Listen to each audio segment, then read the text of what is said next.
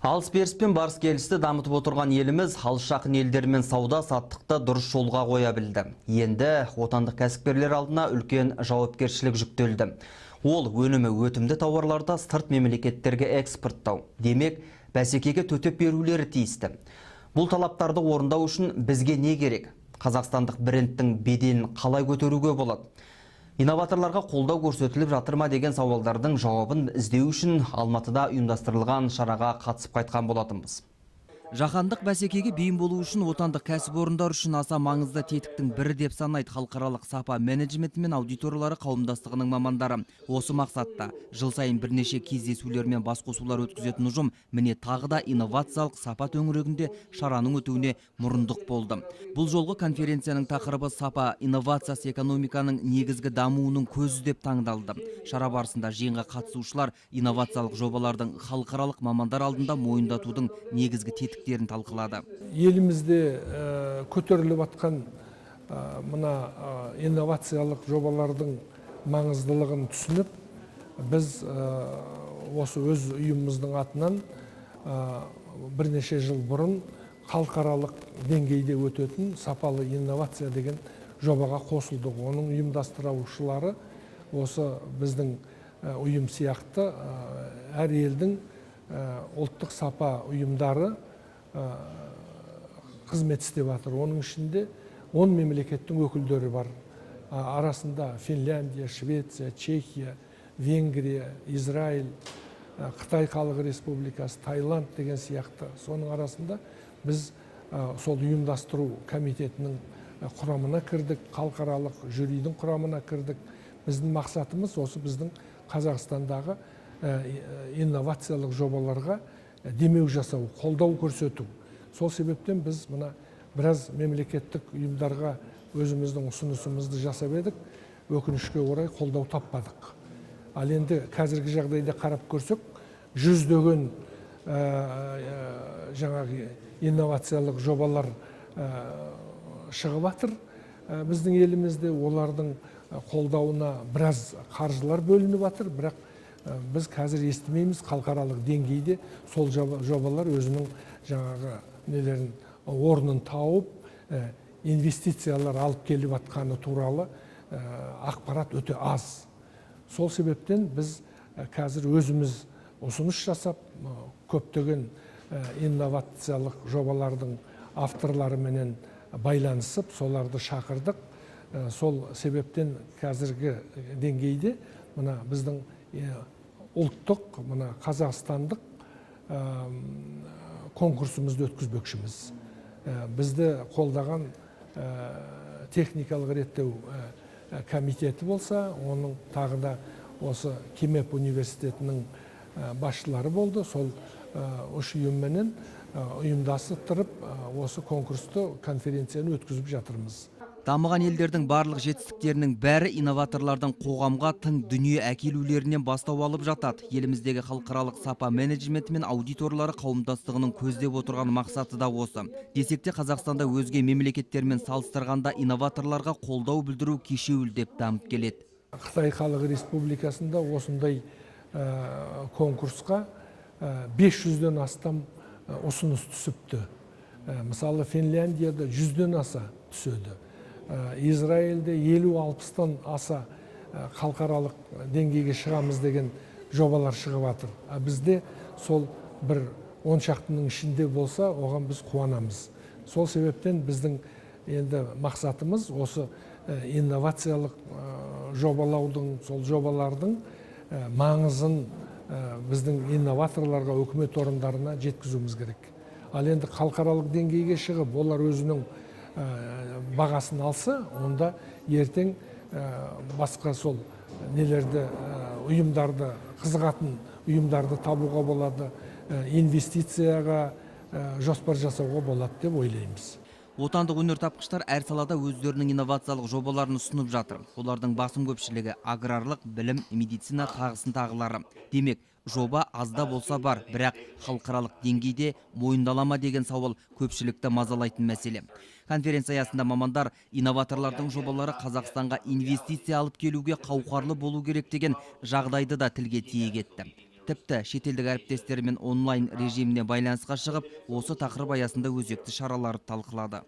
Конференцияның негізгі күн тәртібіндегі мәселелердің басым көпшілігі сапа проблемасына және сапаны басқару проблемасына байланысты мәселелерді қарастырып жатыр. Онымен қоса ұлттық деңгейдегі бүгін сайыс болып жатыр.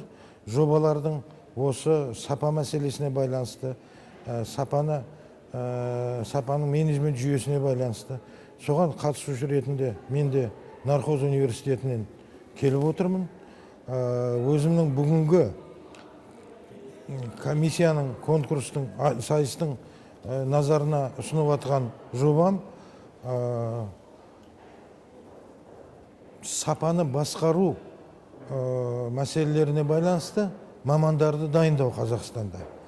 Себебі бүгінгі осы конференцияның ұйымдастырушысы, осы жұмыстарға басшы болып отырған Қазақстанның сапа және инновациялық менеджмент ұйымы өте үлкен жұмыс жасап жатыр. Тек Қазақстанда емес, осы орталық Азия республикаларында, Европаның ең үздік осы саладағы ассоциациясының мүшесі, соның атынан жүргізіп атқанда бөлек басқа да жобалар бар. Негізінде бүгінгі өткізіп атқан шара өте маңызды. Астық кептіру техникасын шығарып, Ресей Федерациясында қазір қолданыста бар сол. Өзіміздің осы астық кептіру техникасының ғылыми саласы жылдан жылға дамып жатыр. Қазір белгілі 21 ғасырға сәйкес деңгейге жеткен ғылыми жетістіктеріміз бар. Сол арқылы біз астық кептіру режимін жаңартып, жаңа техникаларды ойлап шығарып жатырмыз. Бірақ ол қазір ғылыми нәтиже. Оны темір ғып, астық кептіру техникасы ғып шығару үшін мен осы инновация және сапа конференциясына қатысып отырмын. Осы конференцияның нәтижесінде белгілі бір мамандардың, адамдардың көңілін бері қарай аударып, астық кептіру техникасын біздің Қазақстанда шығарсақ деген ойым бар. Сол өздеріңіз білесіздер, жылдан жылға бізде солтүстік облыстарда астықтың көп бөлігі кептірілмеген себептен бұзылып жатады. Сонда орып алған астықтың, оны бұзып алғанымыз біздің экономикамызға өте көп шығын әкеледі. Себебі оған кеткен қаражат, мысалы топырақ өңдеу, содан кейін астықты өсіру, оны ору, жинау, оған көп қаражат шығындалған. Сонда жинап алған астықты біз кептіріп сақтап алсақ, оны көпке дейін сақтауға болады. Және астық деген біздің ауыл шаруашылығының экспорттық товары. Енді біз Қазақстандан мысалы биыл 23 миллион астық жинап алдық десек, соның 67% экспортқа кетеді. Сол экспортқа кететін астықтың сапасы биік болу керек.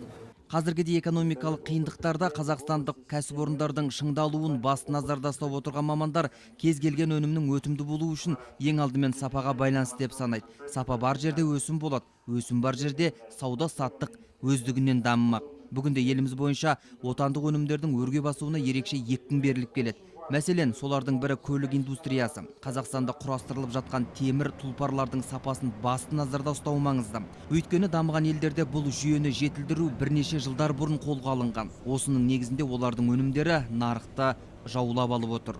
Бұл салада кішкене ертерек 20 жыл бұрын бастау керек еді. Себебі мысалы қазіргі жағдайда мына көлік жасау, көлік сату нарығы өте дамып кетті. Қазір бізде Қазақстанда қандай түрі жоқ. Жапондікі болсын, Кореянікі болсын, Европаның неше түрлі автокөліктері жүріп жатыр. Ал енді мысалы жанымыздағы Өзбекстанда олар мына General Motorspен бірігіп, осыдан 20 неше жыл бұрын өндірісін бастап, мысалы Ресейге, жақын мемлекеттерге, Қазақстанға өздерінің өнімдерін өткізіп жатыр. Ол енді өзінің нарықта өзінің орнын табу керек. Біздерде біріншіден саны аз, ол санға байланысты ғой. Егер де сіз 20 автокөлік шығаратын болсаңыз, оның бағасы қымбатырақ болады. Егер де 1000 шығарсаңыз, ол арзан болады. Ал егер де сіз 100 000 шығаратын болсаңыз, ол өте арзанға түседі. Сол себептен біздің мына өндірістің шығару қаржылары өз бағасы, шығару бағасы қымбат болып тұр деген сөз ол. Сосын былай айтқанда ол нарықта мен мысалы қарап көрсем, Қазақстанда шыққан автокөлікке қарағанда мен шамалы қымбатырақ болса да шетелде шыққанға сенім білдірем. Сондықтан оған уақыт керек, оған көрсету керек жаңағыдай. Бізде ол әлгі адамдар келе сапса бірден ана автокөлікті көріп ала салмайды. Сондықтан ол сапасын дәлелдеу керек, бағасы төмен болу керек. Сондықтан бұның көп жағдайы бар.